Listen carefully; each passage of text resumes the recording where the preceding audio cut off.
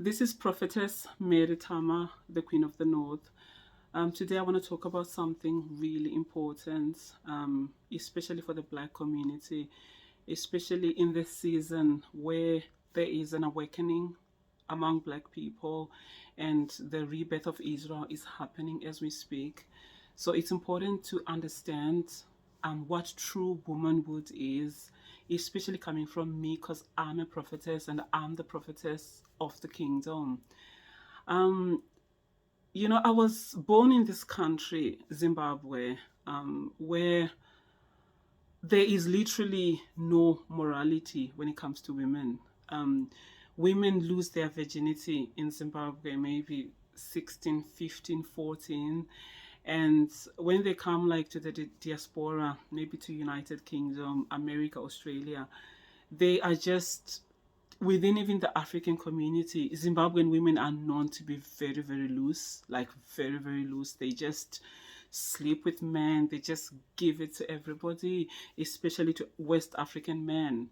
And I've spoken about this subject so many times. I've written about it so many times on my blog about how loose Zimbabwean women are, especially when it comes to men of other nationalities like West African men.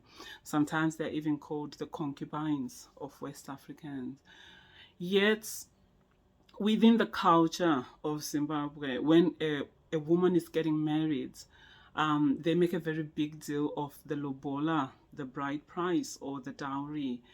These Zimbabwean women, even though they are very loose, even though they don't even give any regards to their womanhood or their virginity, yet when it comes to the bride price, when someone says, I want to marry you, they then make a big deal that you have to pay the bride price for me because of my worth as a woman. You have to respect the culture and pay lobola for me. And I find this to be not only disgraceful, but it just goes to show how pagan Zimbabwe is and how right is wrong and wrong is right. And you find this Zimbabwean man, what I find even more shocking is that a Zimbabwean man will say, I want to marry you to a Zimbabwean woman. And he knows that this woman is not a virgin and that this woman has slept with the whole community. She's given it to Tom, Dick, Harry, left, right, and center for nothing, right? She has slept with all these men for nothing. Then the man who decides to even honor her and say, I want to marry you, then they say, pay the lobola for me, pay the bride price. You have to respect me as a woman and honor me. When you have not honored yourself, you have not even honored your virginity, you have not even honored your own womanhood, why should this man pay the bride price for you? And when I always challenge them about this whole thing that you can't have a man paying the bride price for you because you're not a virgin. They always say that, oh, bride price is biblical. They always go back to the story of Jacob and Laban, where Jacob worked for 7 years for his wife Rachel.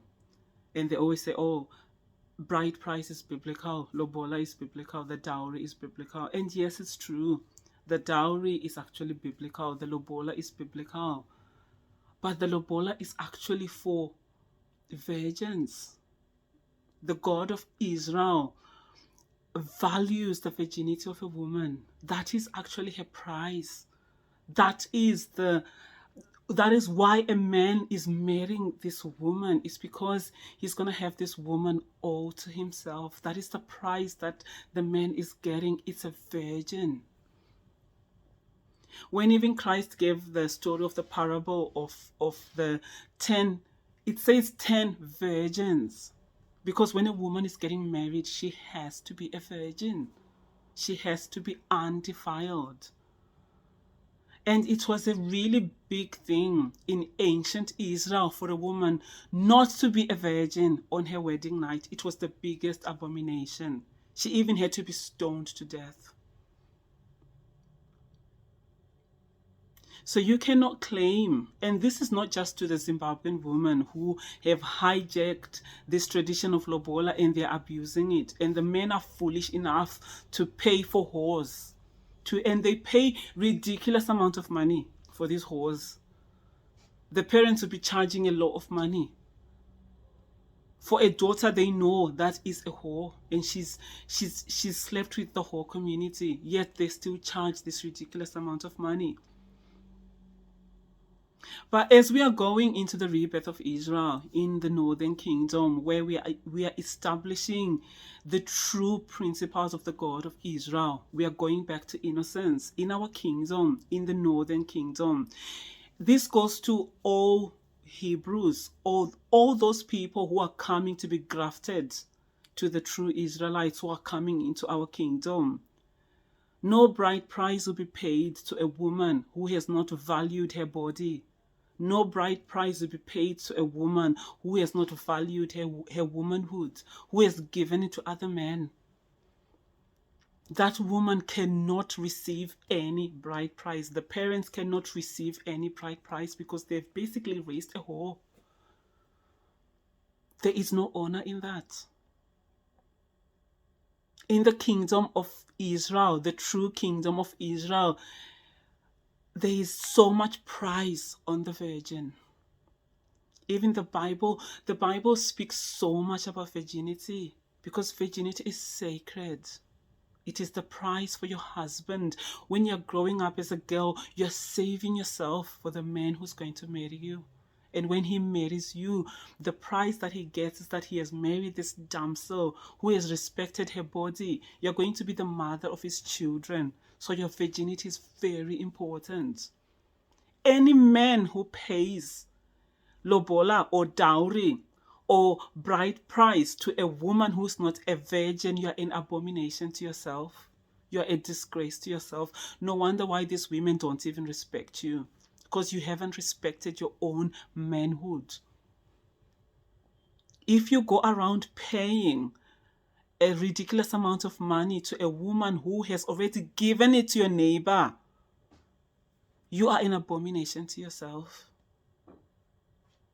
Only virgins. The bride price is only for virgins. Lobola is only for a true virgin, a true pure damsel. She is the prize. She is the ruby to her husband.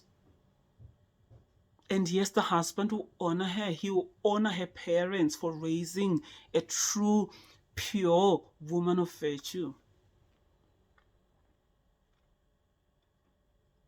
It's just the truth. And the truth is always a hard pill to swallow. And we are living in this generation. You know, I've got 2 teenage boys and I'm raising my boys as well.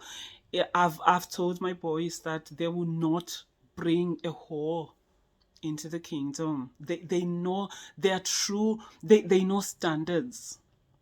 And they are living in this community, in this generation, where they tell me that, can you believe the girls are the ones who come to ask the boys out? This is what is now being normalized in our society, where young girls 13, 14, 15 go out of their way to ask a boy out, and they want the boy to take their virginity, knowing that the boy is not going to marry them. We are living in a generation where whoredom is the norm for all children around the world. And I'm so grateful that I've got children who stand out of this wicked generation.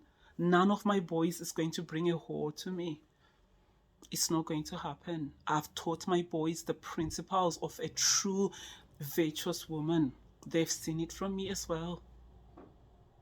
This is the society we're living in. And all you black women, all you black men, you are even raising your daughters to be whores.